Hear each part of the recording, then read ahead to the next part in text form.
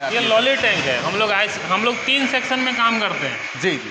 दूध का जी। यानी डेयरी लाइन का पूरा कंप्लीट सेक्शन का। जी। आइसक्रीम का और स्वीट्स का। स्वीट्स में काउंटर वगैरह उधर दिखा दीजिए एक बार व्यूअर को। हमारा काउंटर वगैरह का सारा काम चलता है। AC counter, non AC counter, chole bhature का काउंटर, सब अलग अलग तरह का भी काउंटर हम तैयार कर देते हैं। जैसा कस्टमाइज काउंटर हम सब कस्टमर जैसा चाहे वैसा आकर के बनवा करके ऑर्डर दे करके बनवा सकते हैं। ये तो रनिंग एसी या नॉन एसी दोनों बनाया जा सकता है। नॉन एसी एसी दोनों बनता है। तो देख रहे हो दोस्तों सर, इसमें अप्रोक्स लगभग प्राइस इस सब का वही 9,000 रुपए फीट है। 9,000 के हिसाब से। हाइट और जो चौड़ाई है ये कांस्टेंट है, दोनों का फिक्स है। दोनों का फिक्स। हाइट इतना ही रहना है, चौड़ाई भी इतना ही रहना है। जो लंबाई है वही वेरी करता है। वो वेरी करता है, उसके हिसाब से अपना बढ़ते हुए रहेगा। 9,000 रुपया 1 फीट की है। ओके। उसी हिसाब से जितना लंबा लेंगे उसी हिसाब से। और कौन सी मशीन है सर? आप इसके इधर आ जाइए, हम दिखा दें एक बार। स्टीम ऑपरेटेड कढ़ाई है। इससे क्या यानी जो भाप क्रिएट किया, यानी जो स्टीम मींस भाप, जो भाप क्रिएट किया इसके पेंदी में आएगा। इसके पेंदी में आएगा। तो इससे क्या इसके पेंदी में आएगा। ठीक है जी। इसके पेंदी में आएगा। जो स्टीम आया, वो स्टीम आने के बाद इसमें दूध है। ये स्टीम जो हीट है वो ये दूध एब्जॉर्ब कर लिया, यानी खुद गर्म हो गया और वो पानी के रूप में ड्रॉप हो जाता है। इसमें क्या क्या प्रोडक्ट तैयार कर? ये देखिए मल्टीपर्पज मशीन है। जिस तरह से हाँ गैस ऑपरेटेड में भी होता है और स्टीम ऑपरेटेड में भी होता है। ये स्टीम ऑपरेटेड है। ये मल्टीपर्पज मशीन हम इसलिए इसको कहते हैं कि ये दूध गर्म करने का काम करता है और खोया बनाने का काम करता है। यानी दूध गर्म करने के बाद ही, सुखाने के बाद ही खोया बनता है। तो दूध गर्म करने के बाद ही दही बनता है, दूध गर्म करने के बाद ही पनीर बनता है और सुखा देने के बाद ही खोया बनता है। तो ये मल्टीपर्पज मशीन इसीलिए कहा जाता है। और घी भी इसमें लोग गला लेता है। घी भी गला लेता है। घी भी, क्योंकि क्रीम सेपरेट कर लिया, क्रीम सेपरेटर से फिर इसके अंदर डाल के घी भी गला लेता है। हाँ, ये बेसिकली 4 तरह का काम कर लिया। पनीर के लिए भी हो गया, दही के लिए भी हो गया, घी के लिए भी हो गया और खोया भी बना दिया। रसगुल्ला भी पकाना है तो इसका जो है ये है आपका जो वाइपर है, इसको खोल लीजिए तो रसगुल्ला भी पका लीजिए। रसगुल्ला भी पक जाएगा। लेकिन रसगुल्ला के लिए थोड़ा सा राउंड शेप होना जरूरी होता है। इस वजह से रसगुल्ला में सिर्फ नहीं यूज करते हैं हम लोग, लेकिन लोग यूज कर लेता है कोई।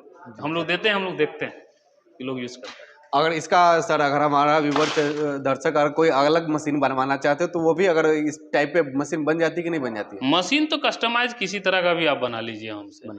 हमारे पास तो कॉन्ट्रैक्टर है, हमारे पास इंजीनियर है जी। हमारे पास किसी तरह कोई भी डिजाइन, आपका फंक्शन हम जानते हैं और हम लोग कस्टमाइज कर देते हैं। आपका रिक्वायरमेंट क्या है, आप क्या करना चाहते हैं उससे जी, वो आपका हम समझ लेते हैं। बस हम लोग कस्टमाइज करके आपको क्लियर कर देते हैं। हम लोग उसी हिसाब से मशीन डिजाइन कर देते हैं। ये तो पॉस्चराइजर है जी। ये तो सर ने बताया ही। हीटिंग और चिलिंग दोनों एक साथ करता है। यानी गर्म होगा और तुरंत फिर ठंडा भी साथ ही साथ करेगा। हाँ, एक साइड से इधर गर्म होता चला जाएगा, फिर वापसी ठंडा होकर 4 डिग्री में चला जाएगा।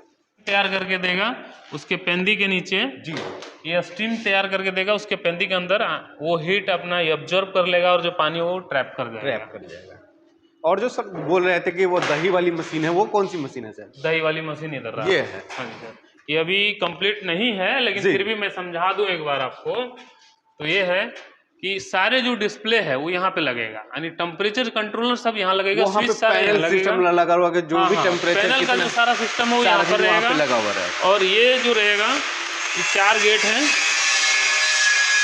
ये रैक सिस्टम रहेगा। रैक सिस्टम बाल्टी का एडजस्टेबल रैक रहेगा। जहाँ चाहिए वहाँ पर आप एडजस्ट कर ले सकते हैं। यानी रैक दिखा दें हम, इस पे लगा हुआ रहता है रैक, यहाँ पे आता है।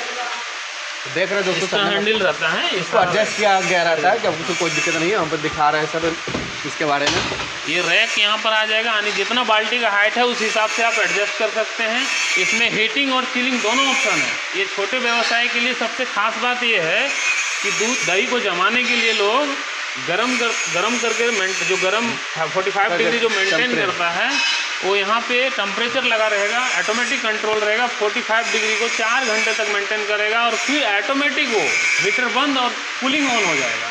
ये टोटल पैनल सिस्टम रहेगा, उसी पैनल है, ऑटोमेटिक सिस्टम है। ऑटोमेटिक दही जमाने के लिए जो प्रोसेस है ना, कि आप दूध को दही जमाने की प्रोसेस, हाँ, कल्चर डालने के बाद आप 4 घंटा तक मेंटेन करते हैं 45 डिग्री को और फिर उसे चिलिंग करके खाने योग्य बनाते हैं। वही काम ये मशीन कर रहा है। जी जी। 4 घंटे तक ये 45 डिग्री को मेंटेन करता है और फिर ये 2 डिग्री पर वापस ला देता है, खाने योग्य बना देता है। ये सब ये क्या कार्य करती है सर? ये कौन कौन सा मशीन है ये? अभी मैंने बताया ना सर कि स्टीम बॉयलर था ना वहाँ पर, वो तो छोटा लेवल का था, दो कढ़ाई चलाने भर था। उससे बड़े बड़े लेवल में 1.5 टन 2 टन 2.5 टन के लिए, उसके लिए ये है। जैसे गोपालगंज का ये मशीन है सारा, गोपालगंज, हाँ, उसमें 1.5 टन का हम बॉयलर दिए हुए हैं, उसी हिसाब से है। ये बटर मेल्टिंग बैट है, यानी इसमें बटर जो है वो मेल्ट होगा, कुछ लिक्विड फॉर्म में होगा, उसके बाद वो घी केटल में जाएगा। घी केटल में जाएगा। हाँ, घी केटल में जाने के बाद वो पूरा मेल्ट होगा, पकेगा, पकने के बाद वो घी के फॉर्म में आ जाएगा। घी के फॉर्म में फिर घी क्लैरिफायर में फ्रेश होगा, फिर पैकेजिंग में जाएगा।